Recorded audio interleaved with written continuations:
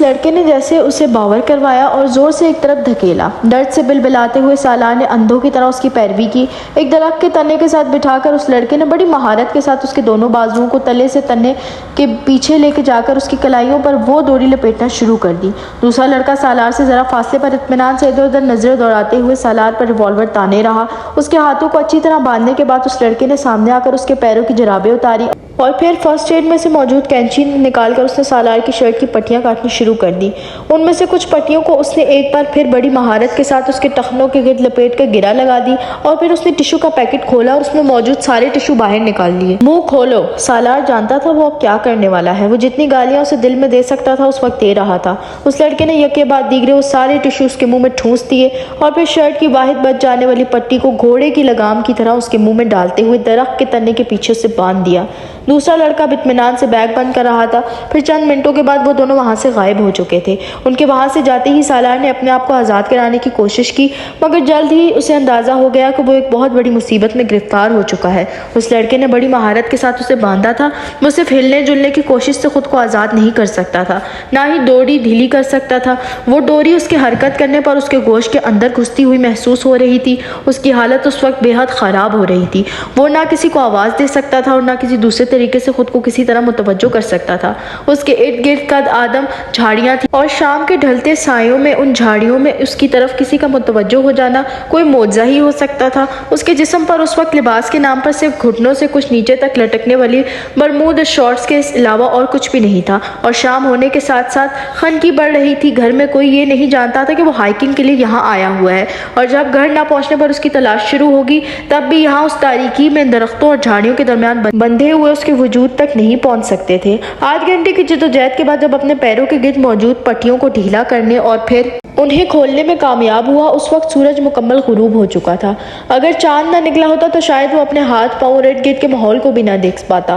اکا دکا گزرنے والی گاڑیوں اور لوگوں کا شور اب نہ ہونے کے برابر تھا۔ اس کے ارد گرد جھینگروں کی آوازیں گونج رہی تھی اور وہ گردن سے کمر تک اپنی پشت پر درخت کے تنے کی وجہ سے آنے والی رگڑ اور خراشوں کو بخوبی محسوس کر سکتا تھا۔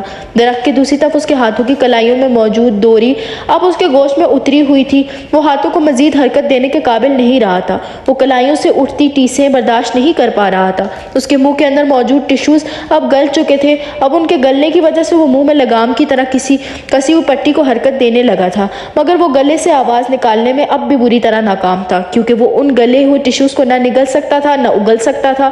وہ اتنے زیادہ تھے کہ وہ انہیں چنگم کی طرح چبانے میں بھی ناکام تھا۔ اس کے جسم پر کپ کپی طاری ہو رہی تھی۔ وہ صبح تک اس حالت میں وہاں یقیناً ٹھر ٹھر کر مر جاتا۔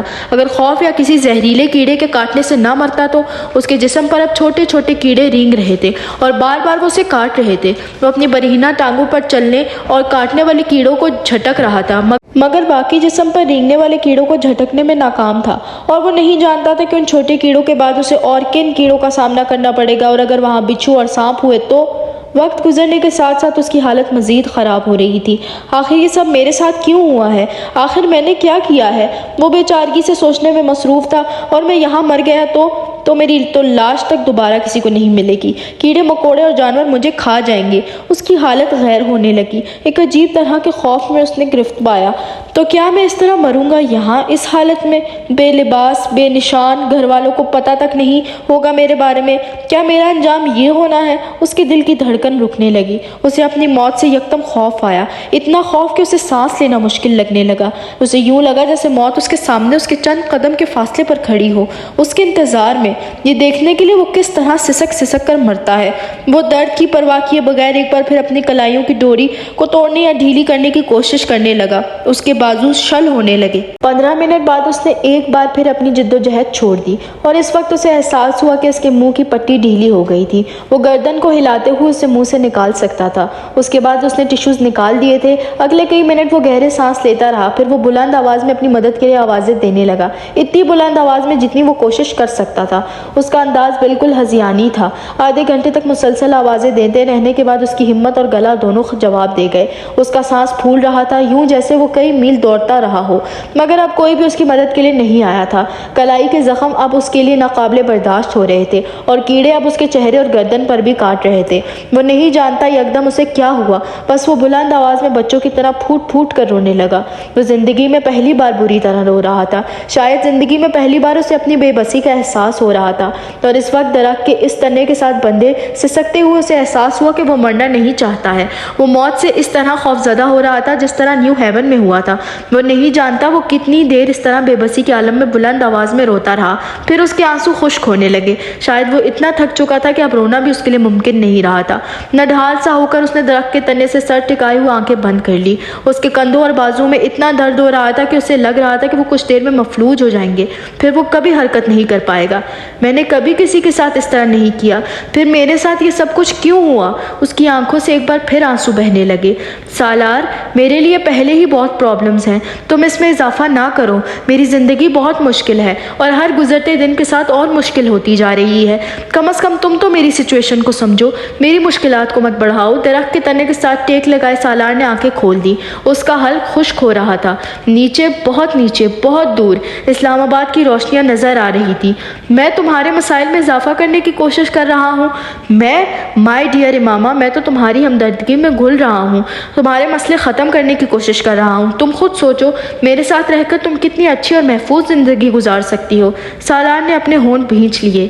سالار، مجھے طلاق دے دو، بھرائی ہوئی لجاجت آمیز آواز۔ سویٹ ہارٹ، تم کورٹ میں جا کر لے لو جیسا کہ تم کہہ چکی ہو۔ وہ اب چپ چاپ خود سے بہت دور نظر آنے والی روشنیوں کو دیکھ رہا تھا۔ کوئی اس کے سامنے جیسے آئینہ لے کر کھڑا ہو گیا تھا جس میں وہ اپنا عکس دیکھ سکتا تھا اور اپنے ساتھ ساتھ کسی اور کا بھی۔ میں نے امامہ کے ساتھ صرف مذاق کیا تھا، وہ بڑبڑایا۔ میں اسے کوئی تکلیف پہنچانے کا ارادہ نہیں رکھتا تھا۔ اسے اپنے الفاظ کھوکھلے لگے۔ وہ پتہ نہیں کس کو وضاحت دینے کی کوشش کر رہا تھا۔ بہت دیر تک وہ اسی طرح اسلام آباد کی روشنیوں کو دیکھتا رہا، پھر اس کی آنکھیں دھندلانے لگی۔ میں مانتا ہوں مجھ سے کچھ غلطیاں ہو گئی۔ اس بار اس کی آواز بھرائی ہوئی سرگوشی تھی۔ میں نے جانتے بوجھتے اس کے لیے مسائل کھڑے کرنے کی کوشش کی۔ میں نے اسے دھوکہ دیا، مگر مجھ سے غلطی ہو گئی اور مجھے پچھتاوا بھی ہے۔ میں جانتا ہوں مجھے طلاق نہ دینے سے اور جلال کے بارے میں جھوٹ بول دینے سے اسے بہت زیادہ پریشانی کا سامنا کرنا پڑا ہوگا۔ مجھے واقعی پچھتاوا ہے اس سب کے لیے، مگر اس کے علاوہ تو میں نے کسی اور کو دھوکہ نہیں دیا، کسی کے لیے پریشانی کھڑی نہیں کی۔ وہ ایک بار پھر رونے لگا۔ میرے خدا، اگر ایک بار میں یہاں سے بچ گیا، میں یہاں سے نکل گیا تو میں امامہ کو ڈھونڈوں گا، میں اسے طلاق دے دوں گا، میں دوبارہ کبھی اسے تنگ نہیں کروں گا، میں جلال کے بارے میں اسے سچ بتا دوں گا، بس ایک بار آپ مجھے یہاں سے جانے دیں۔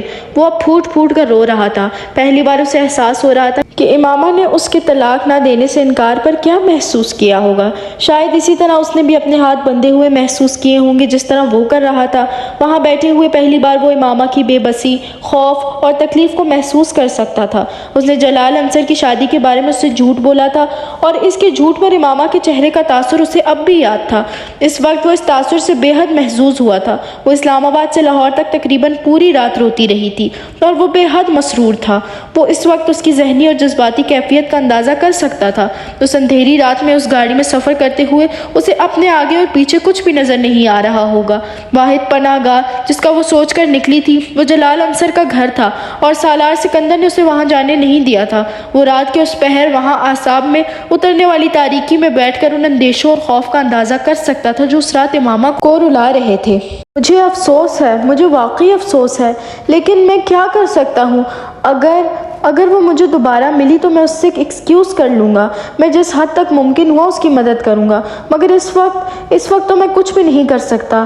اگر میں نے کبھی کوئی نیکی کی ہے تو مجھے اس کے بدلے یہاں سے رہائی دلا دو۔ او گاڈ، پلیز پلیز پلیز۔ اس نے بہتے ہوئے آنسوؤں کے ساتھ اپنی نیکیاں گننے کی کوشش کی جنہیں وہ گوا سکے۔ اس وقت پہلی بار اس نے یہ ہولناک انکشاف کیا کہ اس کی زندگی میں اب تک کوئی نیکی نہیں کی ہے، کوئی نیکی جسے وہ اس وقت اللہ کے سامنے پیش کر کے اس کے بدلے میں رہائی مانگتا۔ ایک اور خوف نے پھر اس کو اپنی گرفت میں لے لیا تھا۔ اس نے زندگی میں کبھی خیرات نہیں کی تھی، وہ اس پر یقین نہیں رکھتا تھا۔ وہ ہوٹلز اور ریسٹورنٹ میں ٹپ خوش دلی سے دیا کرتا تھا، مگر کبھی کسی فقیر کے ہاتھ پھیلانے پر اس نے کبھی کچھ نہیں دیا۔ اسکول کالج میں مختلف کاموں کے لیے جب فنڈ جمع ہوتے تب بھی وہ ٹکٹس خریدنے یا بیچنے سے صاف انکار کر دیتا۔ میں چیریٹی پر یقین نہیں کرتا۔ اس کی زبان پر روکھے انداز میں صرف ایک ہی جملہ ہوتا تھا، میرے پاس اتنی فالتو رقم نہیں ہے کہ میں ہر جگہ لٹاتا پھروں۔ اس کا یہ رویہ نیو ہیون میں بھی جاری رہا تھا۔ یہ صرف چیریٹی تک ہی محدود نہیں تھا، وہ چیریٹی کے علاوہ بھی کسی کی مدد کرنے پر یقین نہیں رکھتا تھا۔ کوئی ایسا لمحہ یاد نہیں آیا جب اس نے کسی کی مدد کی ہو، صرف امامہ کی مدد کی تھی، اور اس مدد کے بعد اس نے جو کچھ کیا تھا اس کے بعد وہ اسے نیکی نہیں سمجھ سکتا تھا۔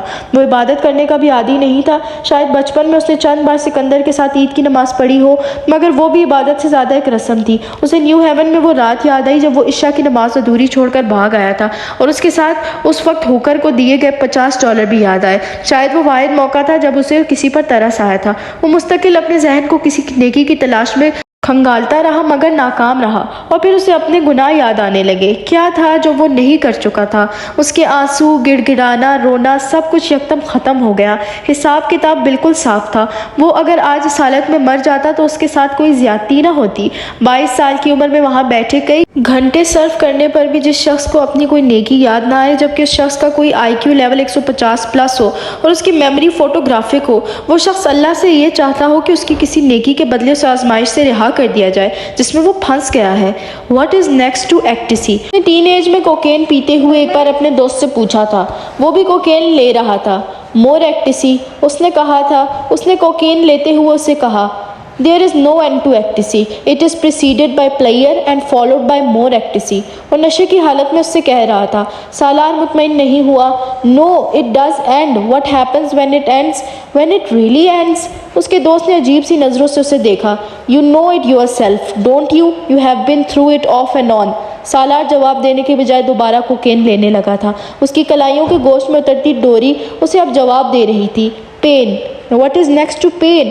اس نے مضحکہ خیز لہجے میں اس رات امامہ ہاشم سے پوچھا تھا۔ Nothingness۔ رسی نما کوئی چیز لہراتے ہوئے اس کے جسم پر گری تھی۔ اس کے سر، چہرے، گردن، سینے، پیٹ اور وہاں سے تیز رفتاری سے رینگتی ہوئی اتر گئی۔ سالار نے کامتے جسم کے ساتھ اپنی چیخ روکی تھی۔ وہ کوئی سانپ تھا جو اسے کاٹے بغیر چلا گیا تھا۔ اس کا جسم پسینے میں نہا گیا تھا۔ اس کا جسم اب جاڑے کے مریض کی طرح تھر تھر کانپ رہا تھا۔ Nothingness۔ آواز بالکل صاف تھی۔ And what is next to nothingness؟ تحقیر آمیز آواز اور مسکراہٹ اس کی تھی۔ Hell۔ اس نے یہی کہا تھا۔ وہ پچھلے 8 گھنٹے سے وہاں بندہ ہوا تھا، اس ویرانے، اس تاریکی، اس وحشت ناک تنہائی میں۔ وہ پورا 1 گھنٹہ حلق کے بل پوری قوت سے مدد کے لیے پکارتا رہا تھا، یہاں تک کہ اس کے حلق کی آواز نکلنے کے قابل نہیں رہی تھی۔ نتھنگنیس سے ہیل، وہ ان دونوں کے بیچ کہیں معلق تھا، یا شاید نتھنگنیس میں داخل ہونے والا تھا اور ہیل تک پہنچنے والا تھا۔ تمہیں خوف نہیں آتا؟ یہ پوچھتے ہوئے کہ ہیل کے بعد آگے کیا آئے گا، دوزخ کے بعد آگے کیا آ سکتا ہے؟ انسان کے معتوب اور مغضوب ہو جانے کے بعد باقی بچتا ہی کیا ہے جسے جاننے کا تمہیں اشتیاق ہے؟ سالار نے وحشت بھری نظروں سے ارد گرد دیکھا۔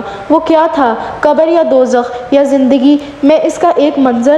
بھوک، پیاس، بے بسی، بے یاری و مددگاری، جسم پر چلتے کیڑے جنہیں وہ خود کو کاٹنے سے روک تک نہیں پا رہا تھا، مفلوج ہوتے ہوئے ہاتھ، پاؤں، پشت اور ہاتھوں کی کلائیوں پر لمحہ با لمحہ بڑھتے ہوئے زخم۔ خوف تھا یا دہشت؟ پتہ نہیں کیا تھا، مگر وہ بلند آواز میں پاگلوں کی طرح چیخیں مارنے لگا تھا۔ اس کی چیخیں دور دور تک فضا میں گونج رہی تھی، ہذیانی اور جنونی انداز میں بلند کی جانے والی بے مقصد اور خوفناک چیخیں۔ اس نے زندگی میں اس طرح کا خوف کبھی محسوس نہیں کیا تھا، کبھی بھی نہیں۔ اسے اپنے ارد گرد عجیب سے بھوت چلتے پھرتے نظر آنے لگے تھے۔ اسے لگ رہا تھا اس کے دماغ کی رگیں پھٹنے والی ہیں، یا پھر نروس بریک ڈاؤن۔ پھر اس کی چیخیں آہستہ آہستہ دم توڑتی گئیں۔ اس کا گلا پھر بند ہو گیا تھا، اب صرف سرسراہٹیں تھیں جو اسے سنائی دے رہی تھی۔ اسے یقین ہو چکا تھا کہ اب وہ مر رہا ہے، اس کا ہارٹ فیل ہو رہا ہے، یا پھر وہ اپنا ذہنی توازن کھو دینے والا ہے۔ اور اسی وقت اچانک تنے کے پیچھے بندھی ہوئی کلائیوں کی ڈوری ڈھیلی ہو گئی۔ ہوش و حواس کھوتے ہوئے اس کے اعصاب نے ایک بار پھر جھٹکا لیا۔ اس نے نچلا ہونٹ دانتوں میں دباتے ہوئے اپنے ہاتھوں کو حرکت دی۔ ڈوری اور ڈھیلی ہوتی گئی، شاید مسلسل تنے کی رگڑ لگتے لگتے درمیان سے ٹوٹ گئی تھی۔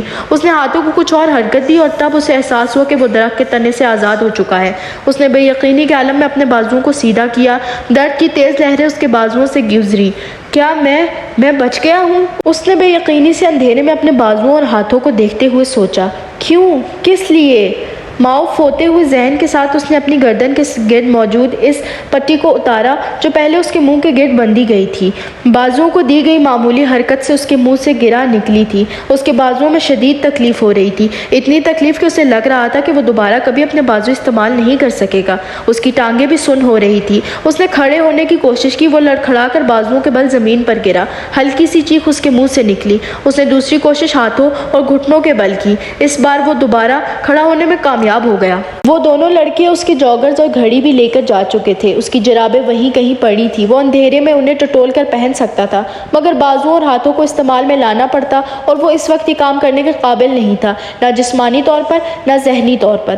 وہ اس وقت سے وہاں سے نکل جانا چاہتا تھا، ہر قیمت پر اندھیرے میں ٹھوکریں کھاتا، جھاڑیوں سے الجھتا، خراشیں لیتا۔ وہ کسی نہ کسی طرح اس رستے پر آ گیا تھا جس رستے سے وہ دونوں ہٹا کر اسے وہاں لے آئے تھے، اور پھر ننگے پاؤں اس نے نیچے کا سفر طے کیا۔ اس کے پیروں میں پتھر اور کنکریاں چبھ رہی تھی، مگر وہ جس ذہنی اور جسمانی اذیت کا شکار تھا اس کے سامنے کچھ بھی نہیں تھا۔ وہ یہ نہیں جانتا تھا کہ کیا وقت ہوا تھا، مگر اسے یہ اندازہ تھا کہ رات آدھی سے زیادہ گزر چکی ہے۔ اسے نیچے آنے میں کتنا وقت لگا اور اس نے یہ سفر کس طرح طے کیا وہ نہیں جانتا۔ اسے صرف یہ یاد تھا کہ وہ پورا رستہ بلند آواز سے روتا رہا تھا۔ اسلام آباد کی سڑکوں پر آ کر اسٹریٹ لائٹ کی روشنی میں بھی اس نے اپنے حلیے کو دیکھنے کی کوشش نہیں کی، نہ ہی کہیں رکنے کی کوشش کی، نہ ہی کسی سے مدد لینے کی۔ وہ اسی طرح روتا ہوا لڑکھڑاتے قدموں کے ساتھ اسی سڑک کے کنارے فٹ پاتھ پر چلتا رہا۔